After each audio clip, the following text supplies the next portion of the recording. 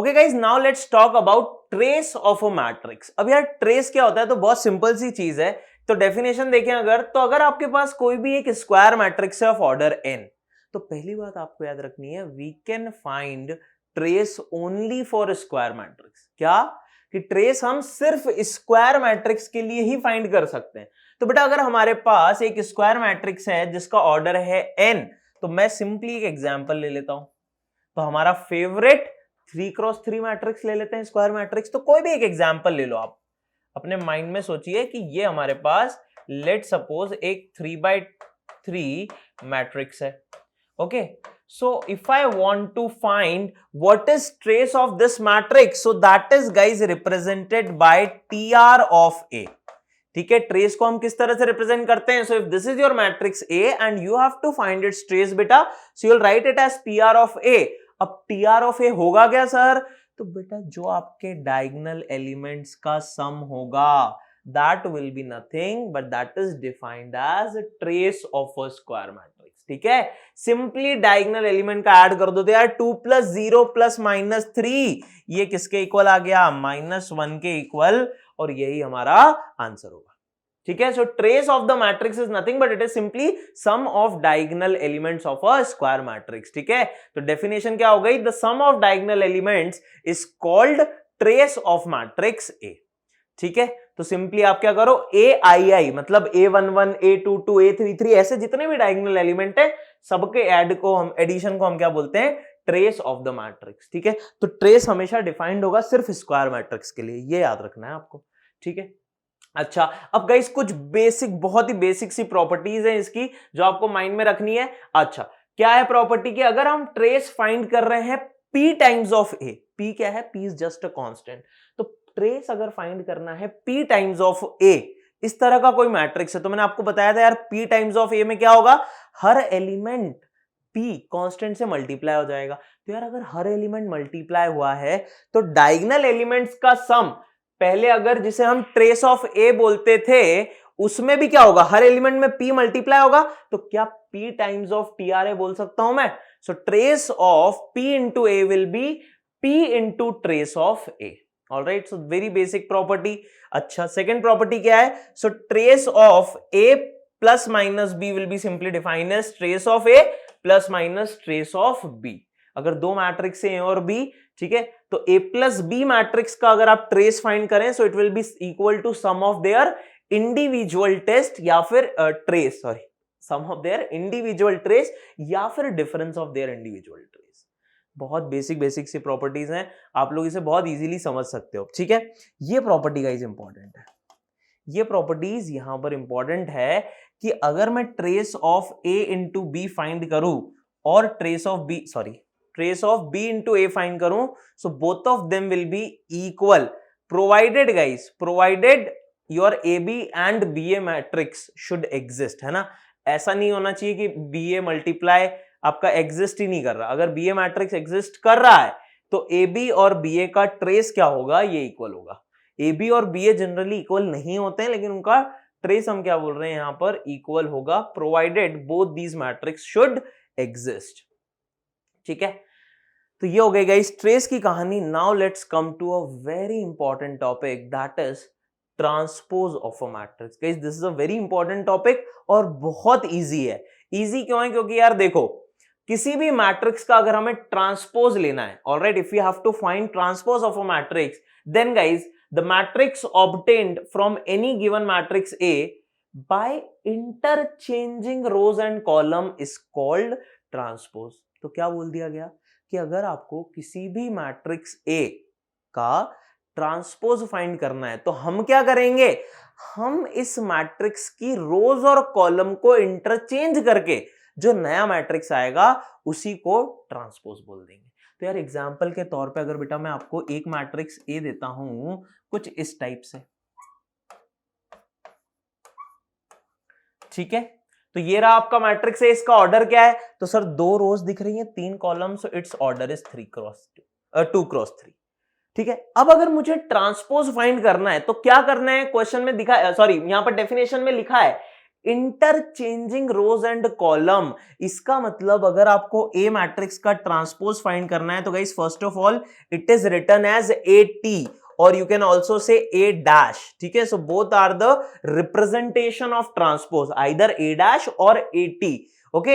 And this will be nothing but, अगर आपको इस मैट्रिक्स का ट्रांसपोज फाइंड करना है तो आप गाइस जो रो है उसे कॉलम बना दीजिए। तो पहली रो को अगर पहला कॉलम और दूसरी रो को मैंने दूसरा कॉलम बना दिया तो ये जो मैट्रिक्स आया है जिसका ऑर्डर हो चुका है 3x2, यही आपका ट्रांसपोज है, दैट्स इट। हाँ, तो बहुत सिंपल हो गया ना। हमने क्या किया, पहली रो को पहला कॉलम और दूसरी रो को दूसरा कॉलम बना दिया, दैट्स इट। तो हमने यहां पर क्या बोला गया था, इंटरचेंजिंग रो एंड कॉलम। तो पहली रो पहला कॉलम बन गई, दूसरी रो दूसरा कॉलम, और आप देखो जो कॉलम था अब वो रो बन गया, 2, -2, 2, -2, 3, 0, 3, 0, 1, 4, 1, 4। तो ट्रांसपोज निकालना बहुत ही सिंपल है। हम तो क्या बोलेंगे कि कोई सी भी रो पकड़ो उसको कॉलम कर दो, या फिर कॉलम पकड़ो उसको रो कर दो। इंटरचेंज करना है हमें तो, है ना, एक ही बार करना है। या तो रो को कॉलम में कर दो या कॉलम को रो में कर दो, सेम ही चीज आएगी और उसको हम बोल देंगे transpose. Alright, so guys, this is how we can find transpose of a matrix. Okay, it is denoted by A dash or AT. Alright, and if A is equal to Aij m cross n, तो guys A transpose को हम क्या बोलेंगे, it will be equal to Bij, okay, there will be some element Bij and its order will be n cross m। Guys पहले अगर m रोज थे n column थे, तो अब n रोज और m कॉलम होंगे, है ना। अभी एग्जांपल में भी देखा आपने, हमने 2x3 लिया था और उसका ट्रांसपोज 3x2 आ गया, तो ऑर्डर क्या हो जाएगा, इंटरचेंज, क्योंकि रोज कॉलम बन गए और कॉलम रोज बन गए, ठीक है। सिंपली इस तरह से आप बेटा ट्रांसपोज फाइंड कर सकते हो। जो पहले एलिमेंट था Aij वो अब क्या बन जाएगा, Aj बन जाएगा। अगर आप देखेंगे तो right, it will become Aj। Alright, you can clearly see where this Bij element is nothing but it is equals to Aj। अरे क्यों हुआ ऐसा यार, देखो ना एग्जाम्पल में। Guys, I am taking same kind of matrix, numbers अलग हो सकते हैं because I don't remember क्या लिया था मैंने अभी। ये अगर A है तो A ट्रांसपोज क्या हो गया था, पहली रो को सर पहला कॉलम बना दो और दूसरी रो को दूसरा कॉलम बना दो। तो आप देखिए जो Aij था अब वो Aj बन गया है। ये A11 तो A11 के इक्वल है, लेकिन पहले जो A12 था अब वो A21 बन गया, राइट। तो हम क्या बोलेंगे, ट्रांसपोज मैट्रिक्स के जो एलिमेंट्स हैं वो Aj फॉर्मेट के होंगे, है ना। देख लो आप A13 जो था अब वो A31 बन गया, ऑलराइट, क्योंकि हमने रो को कॉलम बना दिया, ठीक है। चलो, तो ये सिंपल डेफिनेशन है यार, इससे सिंपल डेफिनेशन हो सकती है क्या। तो ये सिंपल सी डेफिनेशन है ट्रांसपोज की और बहुत इंपॉर्टेंट है ट्रांसपोज हमारे लिए, मैट्रिक्स का एक बहुत इंपॉर्टेंट पार्ट है बेटा, अभी हम देखेंगे, है ना। तो डेफिनेशन बहुत सिंपल है। अब गाइज आ जाते हैं फिर से प्रॉपर्टीज पे।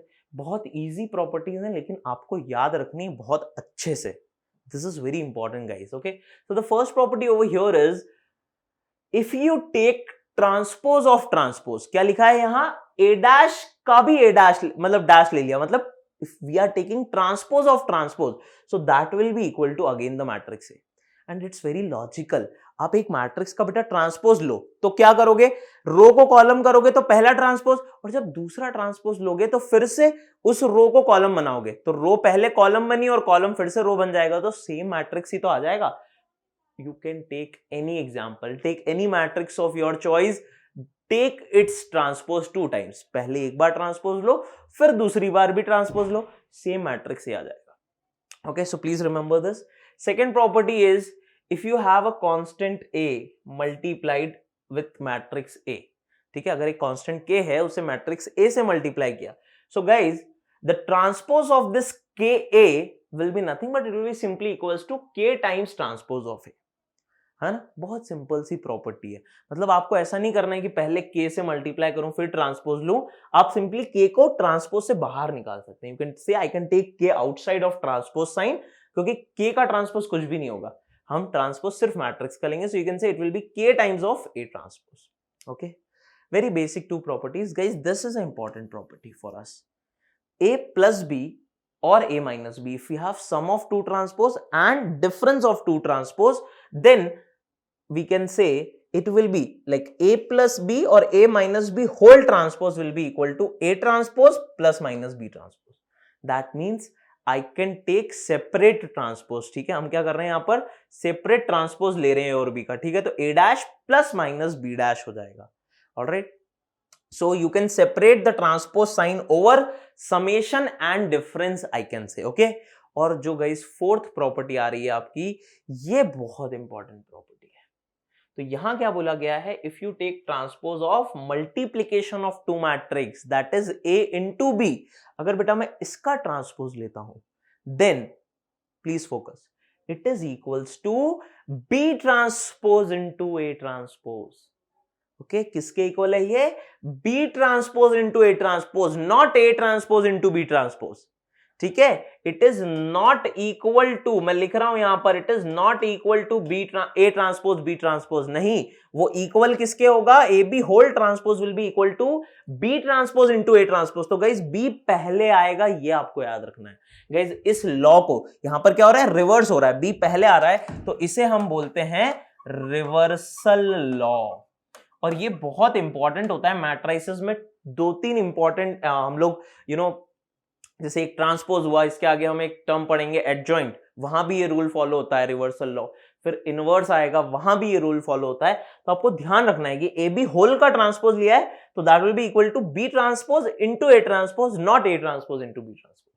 ठीक है, so these are guys four very basic properties but very important properties. Okay, fifth guys, अगर ऐसे ही तीन मैट्रिक्स हो गए तो रिवर्सल लॉ फॉलो करेंगे. तो पहले सी आएगा, फिर बी आएगा और फिर ए आएगा. ठीक है, तो C transpose into B transpose into A transpose. Okay, that's all about transpose. बहुत बेसिक है, राइट? बहुत इजी है. क्वेश्चन देखते हैं अब. तो क्वेश्चन में क्या है बेटा? If A is this, B is this matrix, verify that A into B transpose is equal to B transpose into A transpose. बहुत सिंपल सा आपको बोला गया कि फोर्थ प्रॉपर्टी यार वेरीफाई करो. वेरीफाई करने का मतलब है आप देखो कि LHS इक्वल टू RHS आता है या नहीं. तो गाइज अगर हम LHS की बात करें यहां पर, that is your A into B transpose. So let's first find A into B.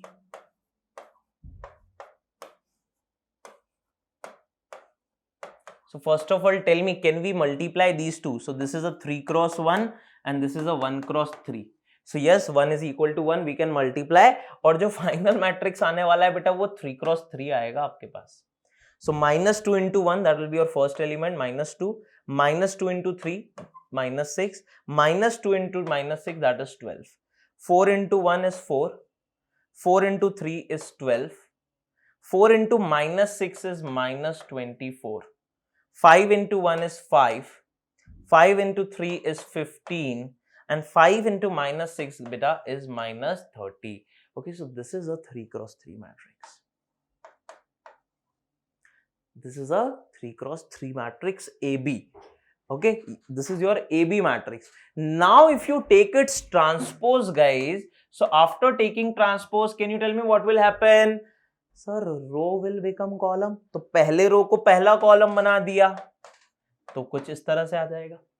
Second row को सेकंड कॉलम बना दिया, एंड थर्ड रो को थर्ड कॉलम बना दिया. ओके, सो दिस इज बेटा माय LHS साइड. अब अगर ये RHS के इक्वल आ गया तो हम बोल देंगे कि हाँ, fourth property A B transpose will be equal to B transpose into A transpose. तो ये ए बी का ट्रांसपोज LHS तो आ गया बेटा. अब RHS की बात करते हैं. तो RHS क्या बोला गया है? That it is equal to B transpose into A transpose. Guys this is your matrix B. If you take its transpose, there is only a single row, it will get converted into single column. And if you बेटा take transpose of A, single column will become a row. है ना? आप तो ऐसे सोचो यार, इसका order क्या है? 3 क्रॉस 1, तो इसके ट्रांसपोज का ऑर्डर क्या होना चाहिए? 1 क्रॉस 3, मतलब एक रो, सॉरी हाँ, एक रो और 3 कॉलम होने चाहिए. तो इस तरह से आ जाएगा, है ना? अगर A मैट्रिक्स का ऑर्डर m क्रॉस n है, तो A ट्रांसपोज का n क्रॉस m रिवर्स हो जाएगा. अब गाइस यहां पे भी देखिए, this is 3 cross 1, this is 1 cross 3. So again I will get a 3 cross 3 only. So 1 into minus 2 is minus 2. 1 into 4 beta is 4. 1 into 5 is 5. Row by column. तो रो में एक ही एलिमेंट है, तो पहला रो पहला कॉलम, पहला रो दूसरा कॉलम, पहला रो तीसरा कॉलम, तो हमें यहां पर फर्स्ट रो मिल गई। अब सेकंड रो फर्स्ट कॉलम, तो -6, 3 इंटू -2 इज -6। फिर बेटा 3 4 हो जाएगा 12, then 3 5 15, -6 into -2 that is 12, -6 into 4 that is -24, and -6 into 5 है ना, हाँ -30। क्या गाइज ये दोनों मैट्रिक्स इक्वल हैं? आप ही चेक कर लो, मेरे को नहीं पता इक्वल आ रहे हैं क्या, देखो यार। -2 हाँ सर ठीक है, 4 4 5 5 बिल्कुल बराबर। सेकंड कॉलम -6 12 15, हाँ सर सही है। 12 -4 -30 ये भी बिल्कुल सही है। तो इसका मतलब यहां LHS बराबर RHS आ गया। Okay, so we have verified our fourth property. Okay